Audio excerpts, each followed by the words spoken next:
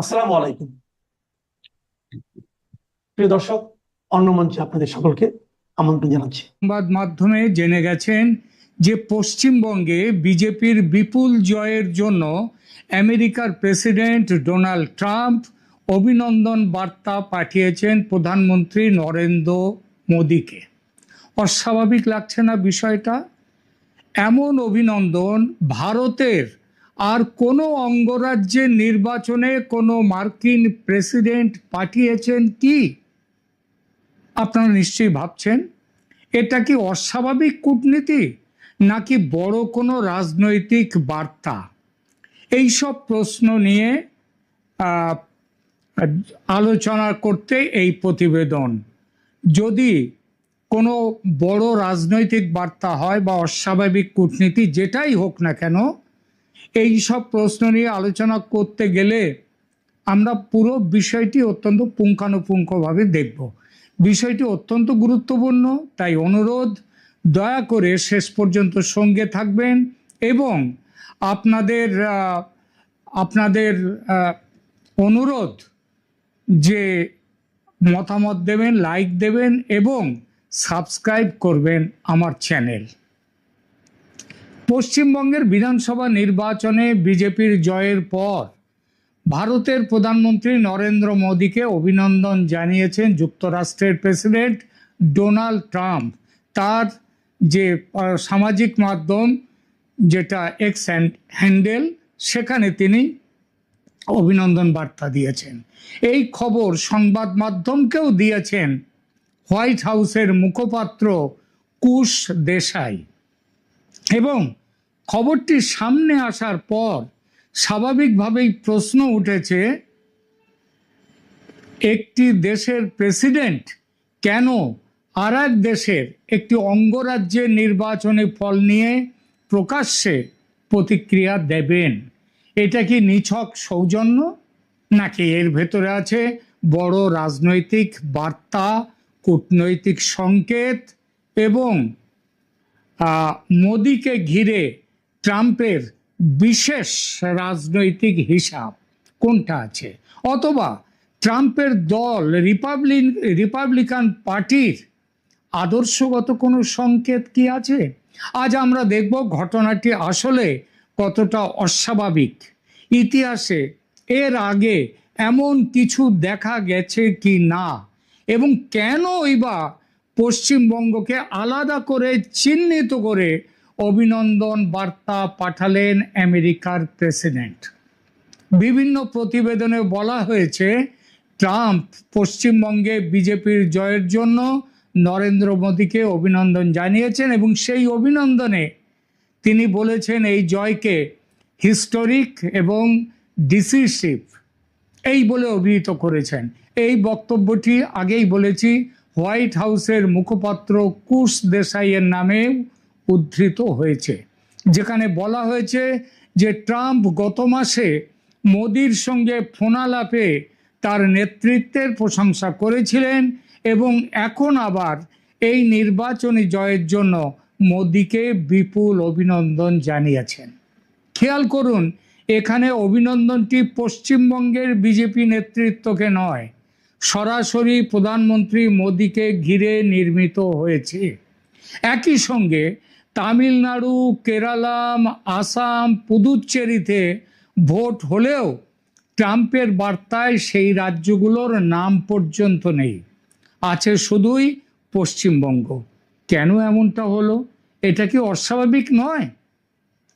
আসল প্রশ্ন, ভারতের একটি অঙ্গরাজ্যের বিধানসভা নির্বাচনের ফল নিয়ে যুক্তরাষ্ট্রের প্রেসিডেন্টের প্রকাশ্য অভিনন্দন কি স্বাভাবিক কূটনৈতিক রীতি? সংক্ষেপে উত্তর হলো না, এটি সাধারণ রুটিনের মধ্যে পড়ে না। মার্কিন প্রেসিডেন্টরা সাধারণত অন্য দেশের জাতীয় নির্বাচন, সরকার প্রধান নির্বাচন, রাষ্ট্রপ্রধান নির্বাচন বা বড় কোনো কূটনৈতিক মাইল ফলক নিয়ে প্রতিক্রিয়া জানান। 2014 সালে বারাক ওবামা ভারতের জাতীয় নির্বাচনের সমাপ্তি উপলক্ষে বিবৃতি দিয়েছিলেন, কিন্তু সেটি ছিল সমগ্র ভারতের গণতান্ত্রিক প্রক্রিয়া নিয়ে, কোনো নির্দিষ্ট রাজ্যের বিধানসভা ফল নিয়ে নয়। এমনকি তৎকালীন প্রধানমন্ত্রী যে ডক্টর মনমোহন সিং কিংবা ইউপিএ চেয়ারপারসন সোনিয়া গান্ধীকেও তিনি কোনো প্রতিক্রিয়া দেননি। সুতরাং একইভাবে 2021 সালে নরেন্দ্র মোদী আবার জো বাইডেনকে প্রেসিডেন্ট হিসেবে দায়িত্ব নেওয়ার জন্য অভিনন্দন জানিয়েছিলেন। আর 2024 সালে ট্রাম্পের পুনর্নির্বাচনের পরও মোদী তাকে শুভেচ্ছা জানান।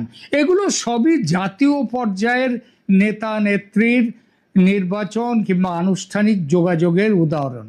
এই প্রেক্ষাপটে পশ্চিমবঙ্গের ফল নিয়ে ট্রাম্পের অভিনন্দন বার্তাটি নিঃসন্দেহে ব্যতিক্রমী। এখানে কেউ বলতে পারেন অভিনন্দন তো অভিনন্দনই, এতে এত অবাক হওয়ার কি আছে? কিন্তু কূটনীতিতে কোন স্তরের ঘটনাকে কে গুরুত্ব দিচ্ছে, বিশেষত আমেরিকার মতো দেশ গুরুত্ব দিচ্ছে, সেটা একটা বড় জিনিস, সেটাই আসল বার্তা।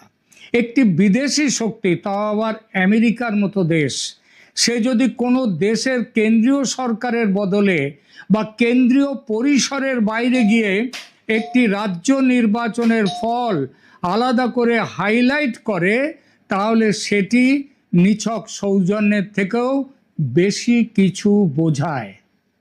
দেখা যাক ইতিহাস কি বলে।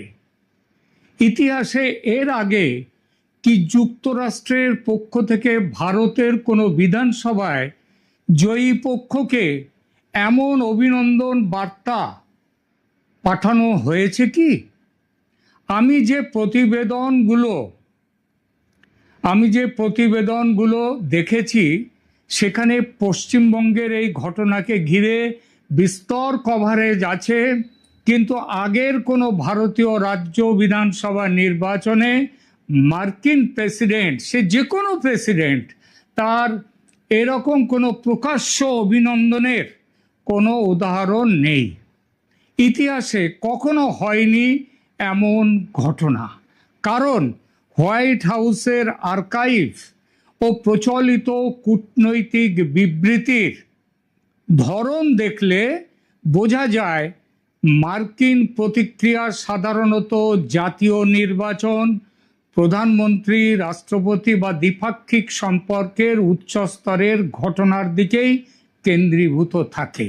এবার দেখা যাক সম্ভাব্য কারণ কি হতে পারে যে পশ্চিমবঙ্গের নির্বাচনের জন্য ট্রাম্প পাঠালেন তার অভিনন্দন বার্তা। কারণ একটা নয়, একাধিক। প্রথম সম্ভাব্য কারণ হলো পশ্চিমবঙ্গের ফলকে একটি বড় রাজনৈতিক মোড় হিসেবে দেখা যায়। বিভিন্ন প্রতিবেদনে আমেরিকায় এই জয়কে হিস্টোরিক, ডিসিসিভ, ল্যান্ডমার্ক এবং ব্রেক থ্রু ধরনের ভাষায় বর্ণনা করা হয়েছে। অর্থাৎ এটি কেবল আরেকটি রাজ্য জয়ের খবর নয়, এটিকে এমনভাবে উপস্থাপন করা হয়েছে মার্কিন দুনিয়ায় এবং সারা পাশ্চাত্য দুনিয়ায় যেন ভারতের জাতীয় রাজনীতির এক নতুন ক্ষমতার মানচিত্র তৈরি হয়েছে। পশ্চিমবঙ্গ দীর্ঘদিন ধরে প্রতীকীভাবে গুরুত্বপূর্ণ রাজ্য এবং সেখানে রাজনৈতিক ক্ষমতার পরিবর্তন ঘটলে তা স্বাভাবিকভাবেই দিল্লির রাজনীতির সঙ্গে জুড়ে যায়। কিন্তু এখন দেখা গেল শুধু দিল্লির রাজনীতি নয়, এটা ছাপ ফেলেছে সারা পশ্চিমী দুনিয়ার রাজনীতিতেও। দ্বিতীয় কারণ, সেটা হচ্ছে ট্রাম্প মোদির ব্যক্তিগত রাজনৈতিক সমীকরণ। প্রকাশিত বিবরণে দেখা যাচ্ছে বার্তাটি রাজ্য নেতৃত্বকে দেননি ট্রাম্প, তিনি দিয়েছেন সরাসরি মোদিকে। মোদির নেতৃত্বকে কেন্দ্র করে লেখা হয়েছে। এতে বোঝা যায় ট্রাম্প এই জয়কে বিজেপির একটি রাজ্য জয় হিসেবে নয়, মোদির নেতৃত্বের সাফল্য হিসেবে ফ্রেম করতে চেয়েছেন। এই ধরনের ভাষা দুই নেতার পারস্পরিক রাজনৈতিক সখ্যের ইঙ্গিত বহন করতে পারে এবং সেটা করছে। তৃতীয় কারণ বার্তার লক্ষ্য শুধু ভারত নয়, আন্তর্জাতিক পর্যবেক্ষকরাও। একটি বড় রাজ্যে, পশ্চিমবঙ্গের মতো রাজ্যে বিজেপির সাফল্যকে সামনে এনে ট্রাম্প দেখাতে চাইছেন যে মোদি এখনো শক্তিশালী নন, শুধু তিনি আরো শক্তিশালী হয়েছেন, নির্বাচনীভাবে আরো কার্যকর এবং আন্তর্জাতিকভাবে তিনি আরো গ্রহণযোগ্য অংশীদার হয়েছেন। কূটনীতিতে অনেক বার্তাই একসঙ্গে একাধিক মানুষের উদ্দেশ্যে পাঠানো হয়। বন্ধু রাষ্ট্র, প্রতিদ্বন্দ্বী শক্তি, বিনিয়োগকারী মহল, এমনকি নিজের দেশের রাজনৈতিক শ্রোতাদের দিকেও, নিজের দেশের রাজনীতিকে লক্ষ্য করেও। এবং সর্বশেষ চতুর্থ কারণ, যে কারণটা এই উপমহাদেশের সঙ্গে জড়িয়ে আছে, এই নির্বাচনে পশ্চিমবঙ্গে ধর্মীয় মেরুকরণ যেভাবে হয়েছে ও যতটা প্রবলভাবে হয়েছে, সেটা ভারতের অন্য কোনো রাজ্যের নির্বাচনে কখনো হয়নি। এমনকি এর গুরুত্ব অসমের থেকেও বেশি। দেখুন, বিজেপি হিন্দুত্ববাদী দল, একথা সারা দেশ নয় সারা পৃথিবী জানে, কিন্তু একটি রাজ্যের মানুষ ধর্মীয় মেরুকরণের উপর নির্ভর করে ভোট দিচ্ছে, এটা কিন্তু ভারতেই প্রথম হলো। হিন্দুত্ববাদী দল বিজেপির পক্ষে ভোট দিয়েছে হিন্দুদের অন্তত ৮০ থেকে ৮৫% মানুষ। যে রাজ্যের দখল গত ৫০ বছরে কমিউনিস্ট ও তৃণমূল কংগ্রেসের শাসনে ইসলামী শক্তিকে প্রবল করেছে, সবল করেছে, সেই শক্তির এই ভয়ঙ্কর পরাজয় একটি রাজ্য শুধু নয়, সমস্ত পৃথিবী জুড়ে রাজনীতিবিদদের নজর কেড়েছে। এই নির্বাচনী ফলের পেছনে বাংলাদেশকেও একটি বার্তা দিলেন ট্রাম্প।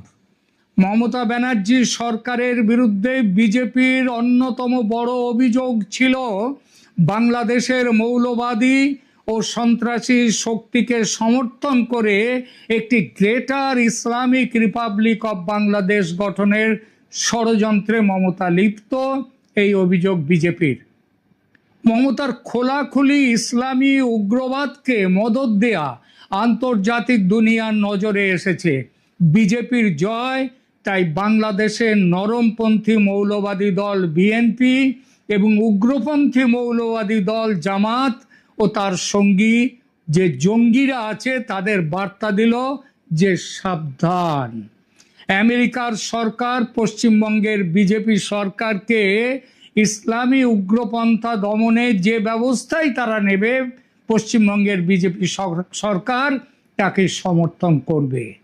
পশ্চিমবঙ্গে বিজেপির এই বিপুল জয় ভারতের বাংলাদেশ নীতিকেও আরো শক্ত অবস্থানে নিয়ে যাবে। আওয়ামী লীগকে নিষেধাজ্ঞা মুক্ত করার লক্ষ্যে ভারত ইতিমধ্যেই প্রবল চাপ দিতে শুরু করেছে। এর সঙ্গে যদি সেখানে হিন্দু নিগ্রহ বা হিন্দু হত্যার ঘটনা ঘটে, ভারত যে এখন আর মুখ বুজে থাকবে সে প্রশ্ন ওঠে না।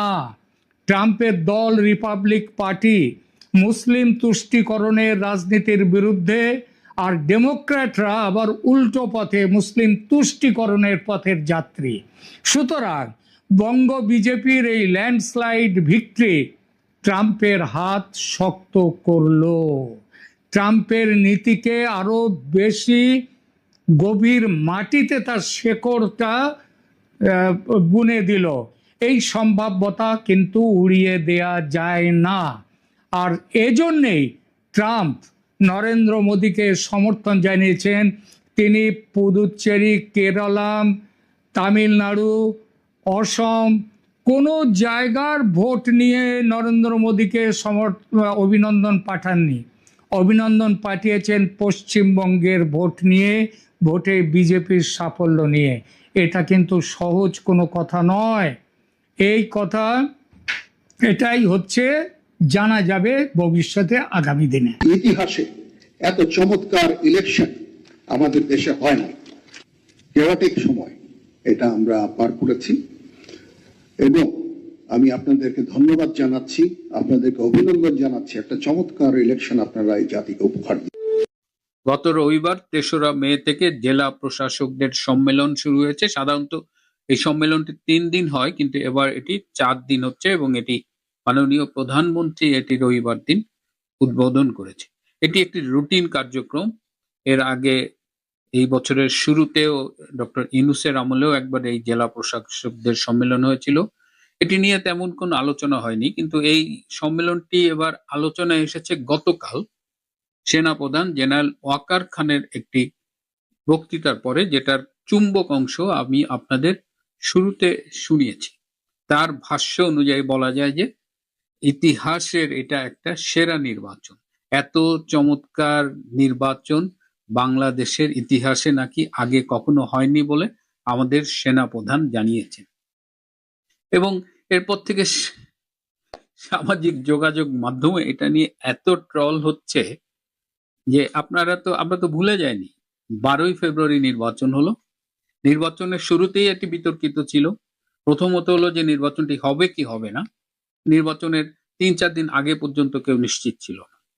নির্বাচনটাকে সবচেয়ে বেশি কলঙ্কিত করেছে এই নির্বাচনে বাংলাদেশের বৃহত্তম রাজনৈতিক দল আওয়ামী লীগকে অংশগ্রহণ করতে দেওয়া হয়নি।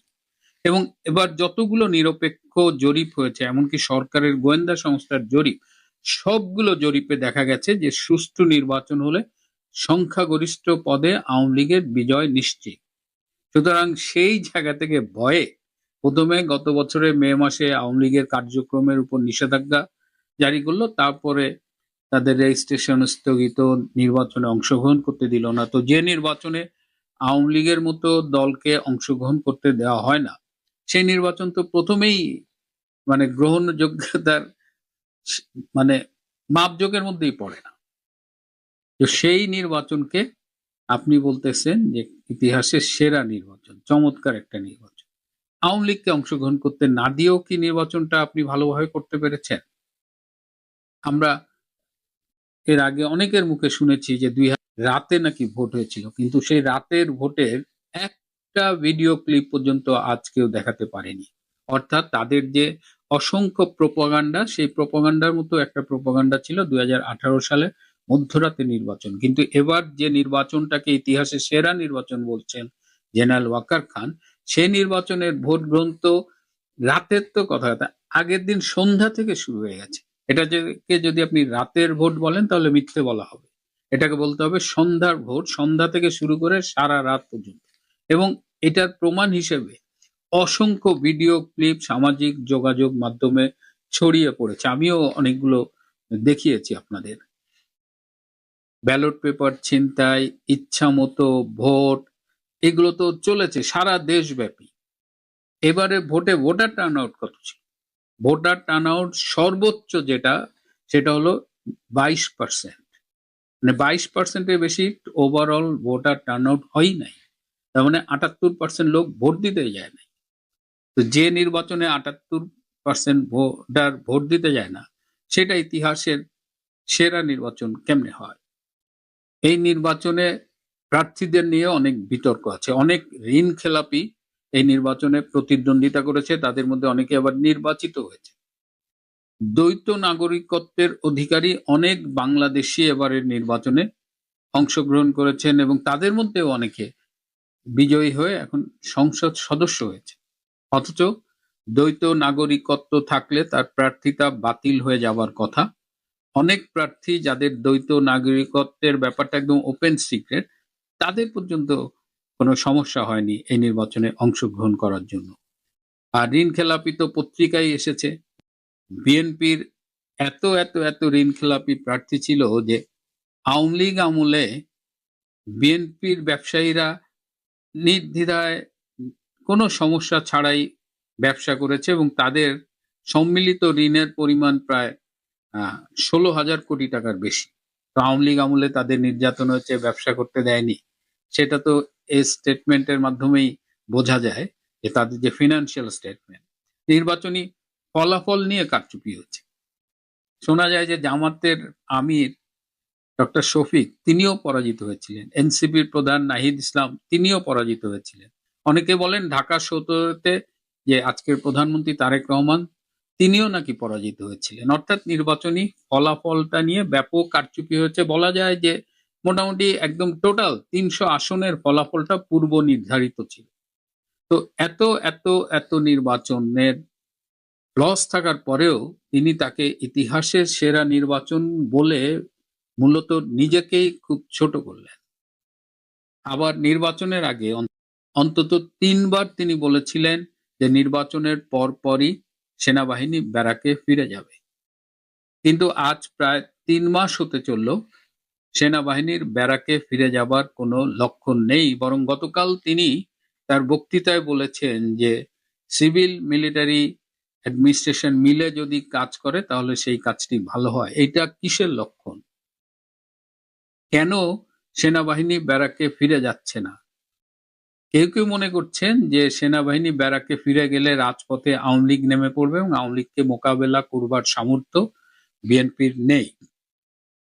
এটা নিন্দুকেরা বলে, সত্যি মিথ্যা জানি না, কিন্তু নির্বাচন হলে সেনাবাহিনী ব্যারাকে ফিরে যাবে এটা সেনা প্রধানের জাতির কাছে দেওয়া বক্তব্য, বলা যায় ওয়াদাই ছিল, কিন্তু সেই ওয়াদা তিনি রাখেননি। এবং যেভাবে সেনাবাহিনী সিভিল অ্যাডমিনিস্ট্রেশনে ঢুকছে এবং আগামীতে ঢুকবে বলে আশঙ্কা করা হচ্ছে, তাতে কিন্তু আমাদের অনেক কিছু ভবিষ্যতে ভাবতে হবে।